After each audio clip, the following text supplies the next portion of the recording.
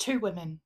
One spent 24 years as a nurse in intensive care and operating theatres, the other an accredited mental health social worker supporting people through trauma. Like us, many of you have lived inside the systems and have your own lived and living experiences. We're not telling you our names just yet, but we will tell you why we're here. There's a wound for frontliners that workplaces won't name, and it's not just burnout, it's moral injury. What happens when the system forces you to choose between your conscience and your calling? We've lived it. Our differences are what creates unity, and the conversations that heal happen between peers. That is what Between Peers is all about.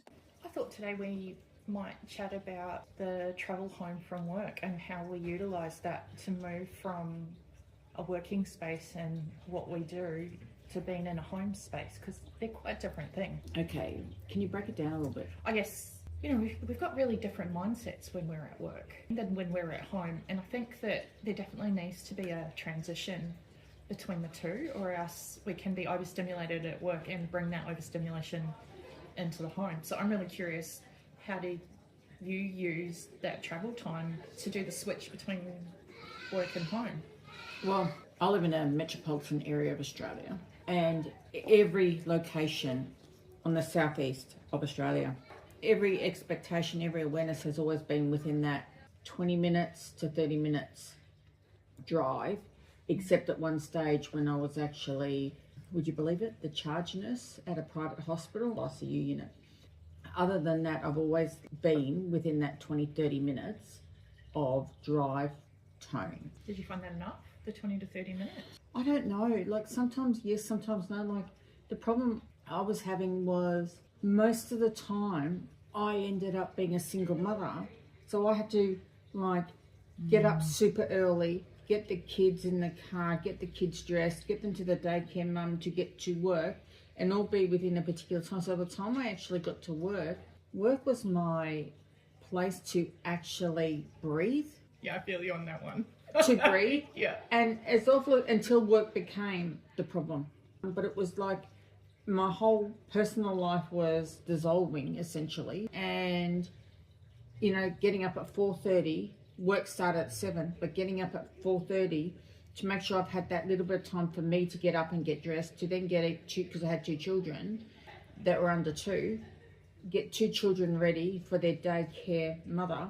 And I had to go to a daycare mother because daycare centres were not open for the hours I needed for my work plus availability. I wondered about that for nurses, because I was thinking about nursing as a single mum, but I didn't know how I'd be able to do it as a single mum. Oh, and the challenge is so prohibitive because it's not only finding the access to the daycare, you have to find the balance, because it's, yes, you want your child to be loved, cared for and nurtured, absolutely, and safe and thriving, absolutely. But they're basically almost the other parent. Yeah. Sometimes they spend more time with your kids than what you do. You're with them when they're asleep. And then that builds a resentment.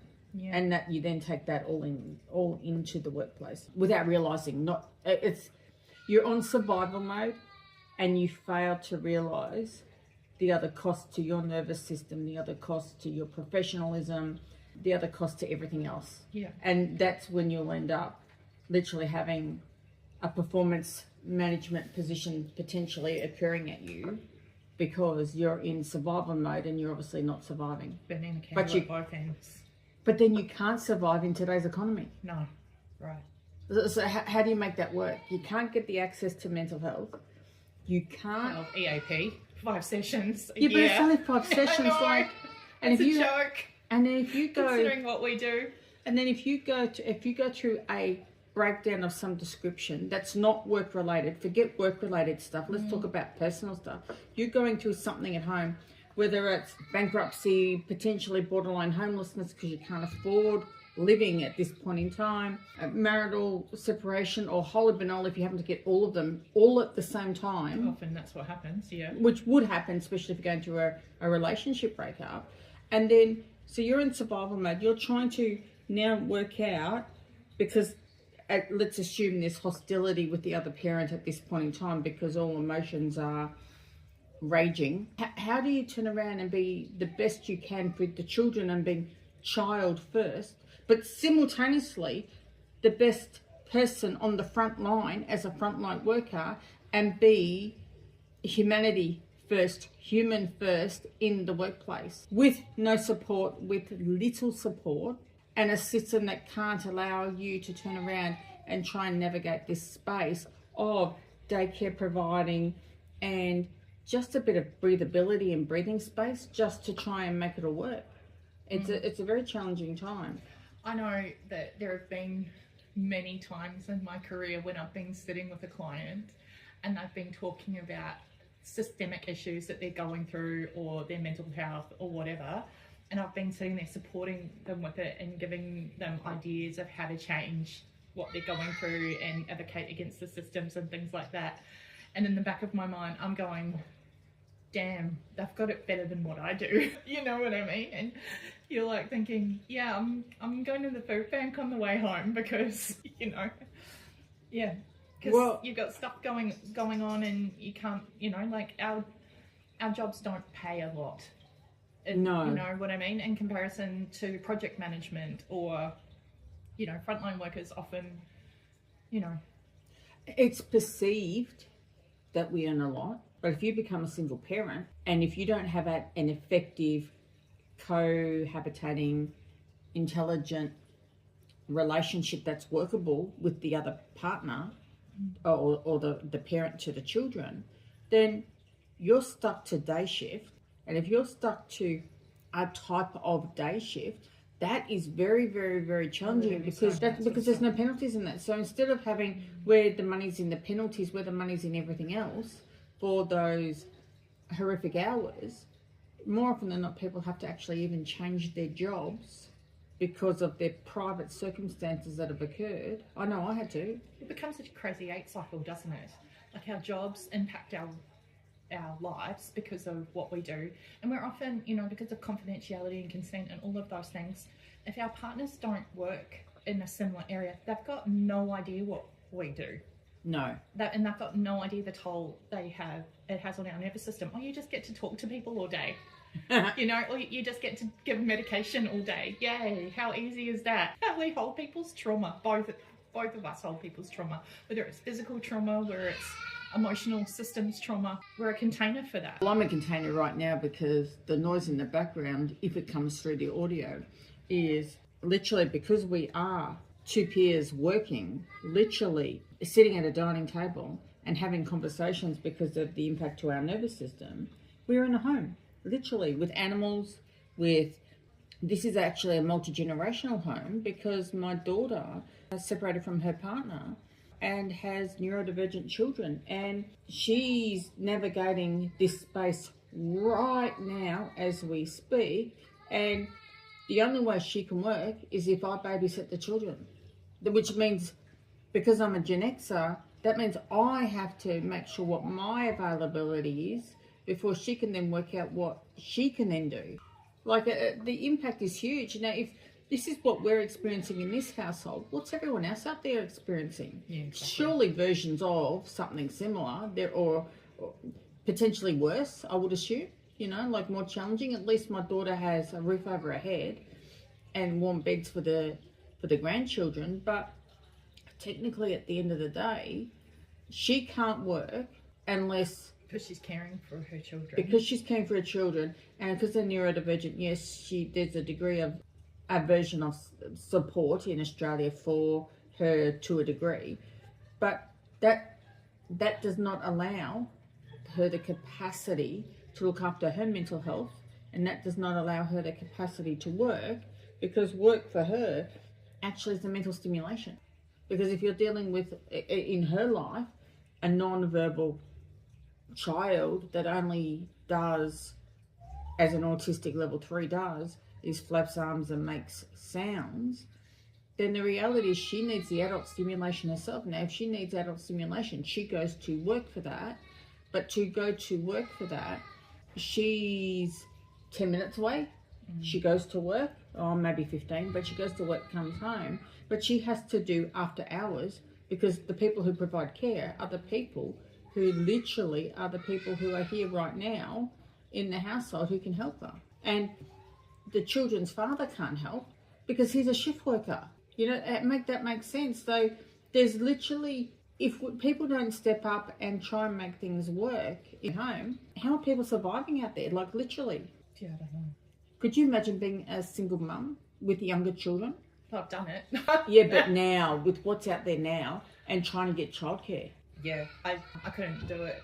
I couldn't do it now. I had to have side hustles to get through, and goodness me, you just do it, right? But you're in survival mode. Yeah. Now that being in survival mode impacts your work. Yeah, that's true. Because it's cause and effect. Yeah. This is issues at home, and it's causing you issues at work. As a result of it being issues at work, the biggest concern that I have is, how do you keep home at home and work at work? It goes back to this drive thing. Yeah, exactly. I was going to come back And to that. it's circling back. So I know I've gotten public transport to work before, and I've also driven. And when I was on public transport, I quite liked it because I would craft, I would knit or do something like that. I must say though that can be quite awkward because I've had people staring, like full on staring at me while I've been looming a scarf on the train. And I've had people just tap me on the shoulder and go, "Is it okay if I watch you?" And I'm like, "Yeah, sure." I didn't realise I was doing performance art on the train, but okay. But I quite like that because it keeps my hands busy, and because it's so repetitive, you can sort of process before you get to work stuff from home and process after work stuff from, that you have had happen at work, so you can, get that nice shift between the two. But in the car, I often listen to music, and I'd be very purposeful about my playlists and the type of way I wanted to feel. Okay, what song do you listen to? Oh, come on. It depends. It depends on the day and how I want to feel. So, right. The one things I've also learnt and deep dived into is sound therapy. Yeah. Okay, to the fact that I'm actually now qualified in sound therapy.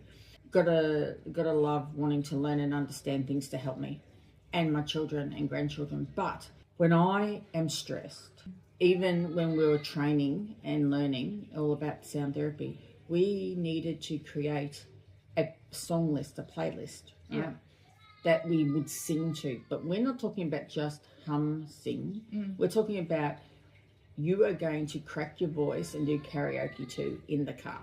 Oh yeah, if I'm not singing, like full on singing in the car, I'm not debriefing from work. I worry what people think about me when they pull up next to me at the traffic lights because I'm going hard. And if you have songs that you can 100% resonate, that as soon as you hear it and you've conditioned yourself to hear it, you will then turn around and start lifting your frequency and your vibration, because everything's energy. Yeah. And that then shifts your mindset and shifts you.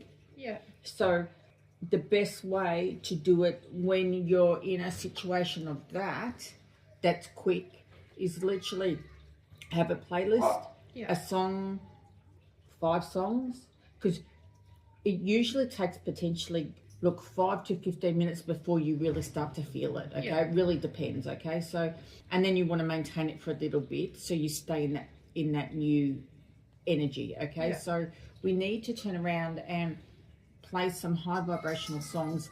When I use that language, I'm currently talking about a song that makes your heart sing, and you open up and crack your vocals, and you will sing badly or otherwise in your car. I don't care. I'm in the car, right? I can't hear it. The music's up so loud. I can't hear if I'm in tune or not. Crank the volume up. Sing your little heart out, and as a result, you will turn around and shift some of that off to you until you've got time later to process things. But it helps you transition from work to home or home to work, depending on what's going, if it's home issues or work issues. But it's a great way to help you in an immediate sense that's fairly instant. Yeah. Because you're not going to get into EAP immediately, right? That takes more than one day. Yeah. Okay, so if you've got a crisis that occurs instantly, this is not stuff that you can do immediately. So you've got, obviously, depending on what the issue is, there's obviously Lifeline. 13, 11, 14 for those that... Do you want to say it again? Yeah, so Lifeline numbers 13, 11, 14. Okay, so you've got Lifeline as your first point, depending on what the topic is. Lifeline is a really good starting point. changing the frequency of the music is also another instant response that can help your nervous system immediately. What else do you reckon can help you immediately? Sometimes I will listen to podcasts as well, just something to completely like take my brain away from, you know, even like listening to something completely separate from what I've been doing. Do you know what I mean? So I might listen to an ebook, no, a pod, what? My brain just stopped. What are they called? You know, like I might listen to a book. An audiobook. An audiobook, thank you. Oh my Lord. Jesus Christ, girl. Maybe I need another coffee. Audiobook or a podcast or something like that. Sometimes I listen to podcasts for learning. So if something's happened during the day and I'm like, I don't know about that, I'm not sure if I did the right thing, I might go and listen to, you know, like something informational about that. But, you know, if I just want to completely escape, I'll listen to an audiobook or podcast or... See, I'm not that intellectual. I just don't do that. I actually do other things. So some of the things that I've been doing that makes a difference to me is it's basically a tapping, but tapping strategically on your vagus nerve.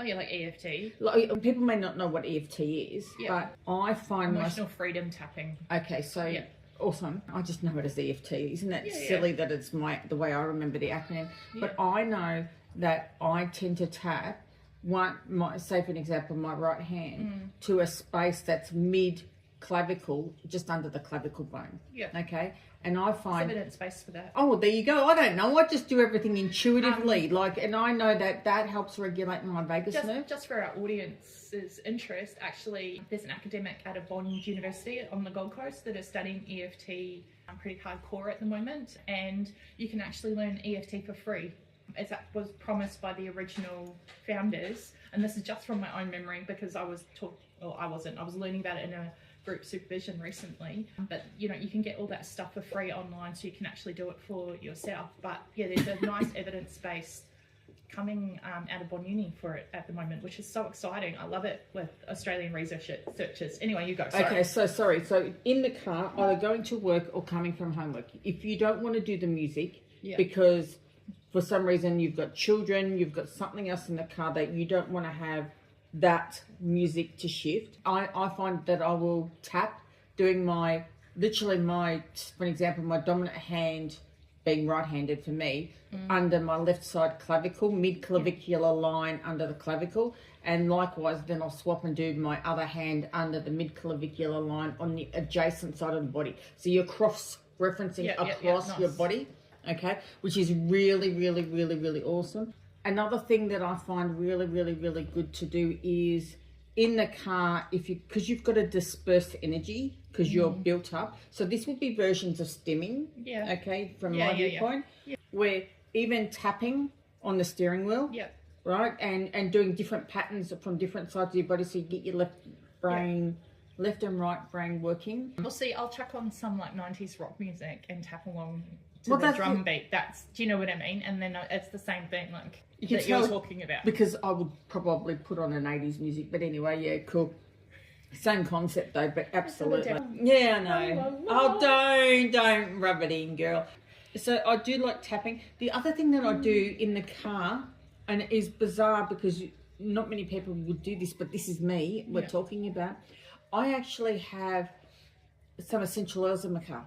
Oh yeah, that's a really good idea because smell is something... So I'm basically hitting all my different senses and altering my brain state with different senses, okay? And there's a couple that I have as my favourite, but what are your two favourite essential oils that you could, right now, that I put you on the line, do? Well, I actually wear sage all of the time because I just, sage for cleansing and all of that sort of stuff. I actually mix it in with body lotion and put it on my skin. So sage always. Jasmine is always a go-to for me because it reminds me of childhood, right? We had a jasmine bush out the front of our house. So orange or sort of any sort of...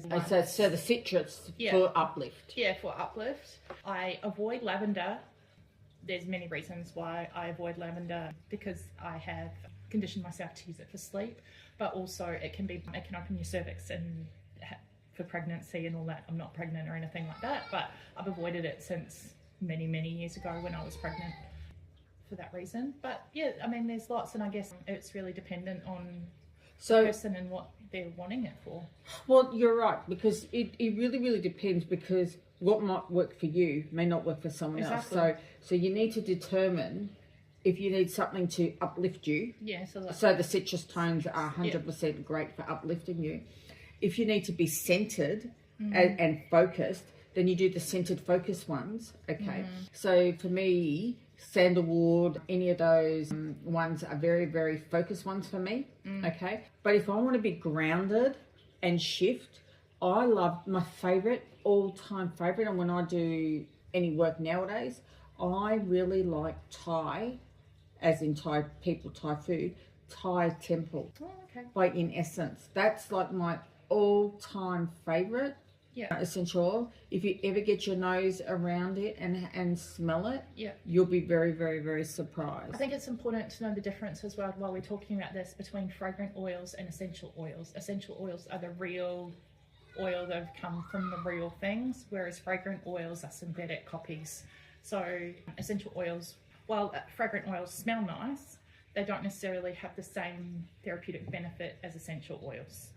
And if you happen to be a person who's chemically sensitive, you may need to be aware that essential oils could be a really, really more beneficial to you compared to the synthetic tone. And you also, with them, less is best. Don't always start off hardcore more, always less is best. But on that note, do we want to wind up this conversation, or do we want to add anything else? Well, the other thing I was going to say, which we were talking just a little bit about it before with listening to the music, is I'll do a little bit of movement. Like, even though I'm driving, you know, I might be doing a little shoulder shimmy to kind of like shake it off. And I know a lot of people also will just have a shower when they get home and literally imagine all of the crap from the day just washing off them and going down the drain.